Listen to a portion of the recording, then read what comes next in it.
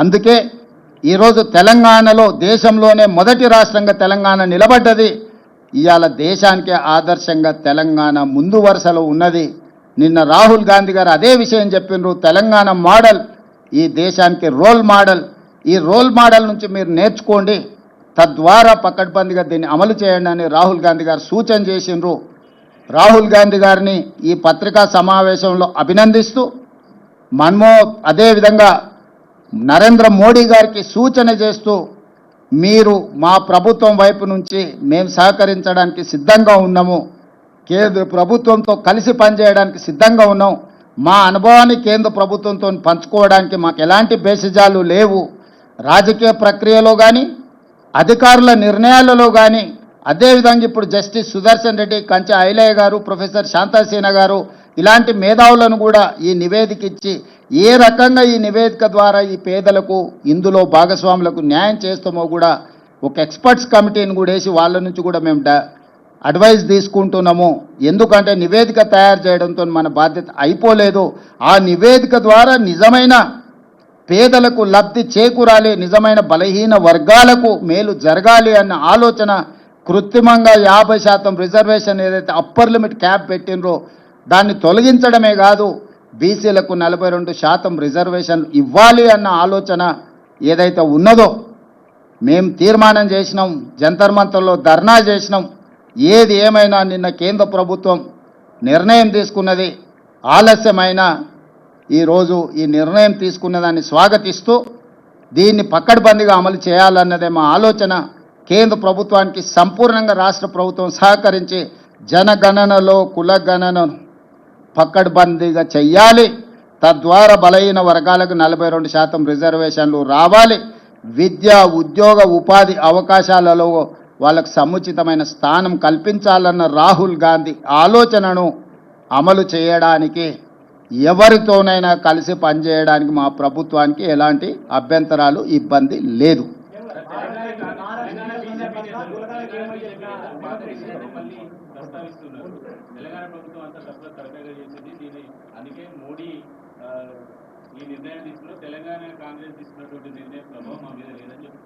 నేను వాళ్ళ మీద ప్రభావం ఉందా లేదా, రాజకీయపరమైన ఆరోపణలు ప్రత్యారోపణలు ఈ సందర్భంగా చేయదలుచుకోలేదు.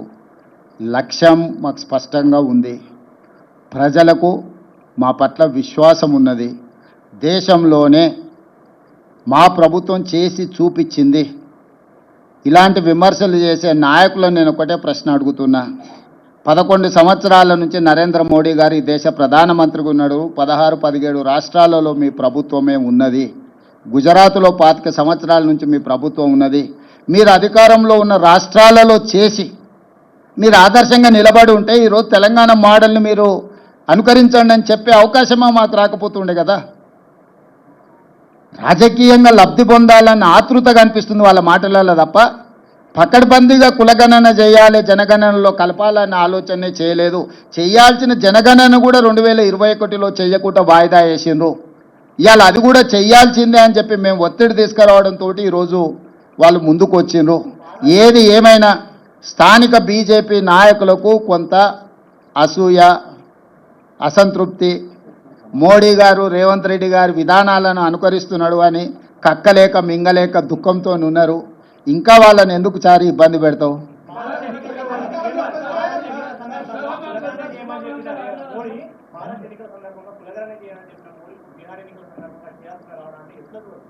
అంటే ఇవన్నీ రాజకీయాలకు ముడిపెట్టకండి. నేను ఒకటే చెప్తున్నా, ఇది ఈ దేశ ప్రజలకు మేలు జరుగుతుంది. ఏ ఒత్తిడితోనైనా నిర్ణయం తీసుకొని, ఏ అవసరంతోనైనా నిర్ణయం తీసుకోండి. అంతిమంగా ఈ బలహీన వర్గాలకు న్యాయం జరగాలి. ఇప్పుడు రాజకీయపరమైన వివాదాలను, ఆరోపణలు చేయడం మొదలు పెడితే ఆ వర్గాలకు నష్టం జరుగుద్ది. మేము ఆరోపణలు చేయదలుచుకోలే. నేను ఈ సందర్భంగా ఏ ఒత్తిడితోనైనా, ఏ అవసరం కోసమైనా చేయడం ద్వారా నిజమైన లబ్ధి బలహీన వర్గాలకు చేరాలి. అదే మా లక్ష్యం, రాహుల్ గాంధీ గారి లక్ష్యం, మా లక్ష్యం, ఈ వేదిక మీద ఉన్న ప్రతి ఒక్కరి ఉద్దేశం అదే. కాబట్టి మేము దీన్ని ఏ ఎన్నికలకు, ఏ రాజకీయ వివాదాలకు మేము ముడిపెట్టదలుచుకోలేదు.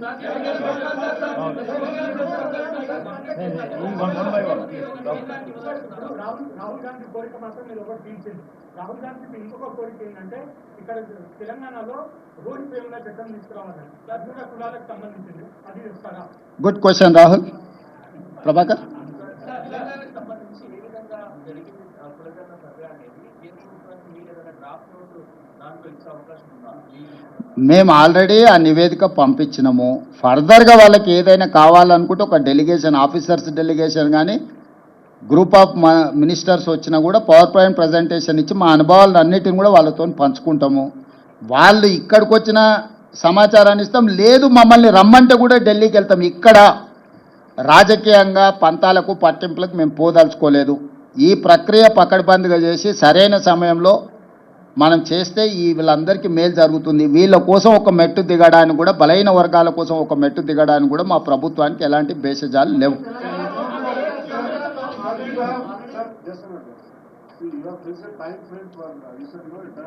Yes. Sir, actually 1 year is the time frame.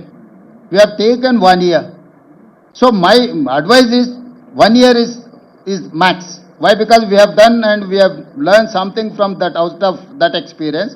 We are there to share with Government of India my experience. So 1 year's time frame is reasonable time. They can do miracles within a year.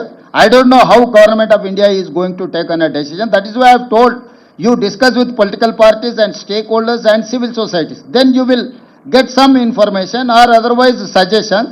Based on that, you prepare in a terms of reference. It is easy to handle things. Otherwise, it will become an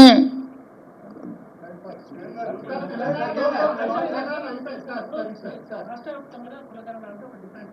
దేశవ్యాప్తంగా కులగణన అంటే ఇందాక మీరు చెప్పినట్టు లంబాడాలో సామాజిక వర్గంలో మహారాష్ట్రలో ఒక రిజర్వేషన్. ఉదాహరణకి ఇక్కడ తెలంగాణలో కాపుల రిజర్వేషన్ వల్ల ఆంధ్రలో పడతారు, యాదవ్ కూడా మహారాష్ట్ర ప్రజల్లో తెలంగాణ. అంటే ఈ రిజర్వేషన్ విషయాల వల్ల బయటకు వస్తే దేశవ్యాప్తంగా ఎవరైతే అగ్రవర్ణాల జాబితాలు ఉన్నారో అనుకున్నారో మళ్ళీ వాళ్ళంతా కూడా మమ్మల్ని బీసీలో చేర్చండి, ఎస్సీలో చేర్చండి, ఎస్టీలో చేర్చండి, సామాజిక ఉద్యమాలు కలిసి అవకాశం ఉంది కాబట్టి ఇది మీరు మీ స్టాండింగ్ తీసుకుంటారు. ఇప్పుడు వాస్తవంగా దీన్ని గందరగోళపరిచే వాళ్ళు లేవనెత్తుతున్న అంశాలు. ఏ రాష్ట్రానికి ఆ రాష్ట్రానికి రిజర్వేషన్లు, ఆ సామాజిక వర్గాల నేపథ్యాన్ని తీసుకొని నిర్ణయాలు జరిగినాయి. ఇది స్టేట్ యాజ్ ఏ యూనిట్.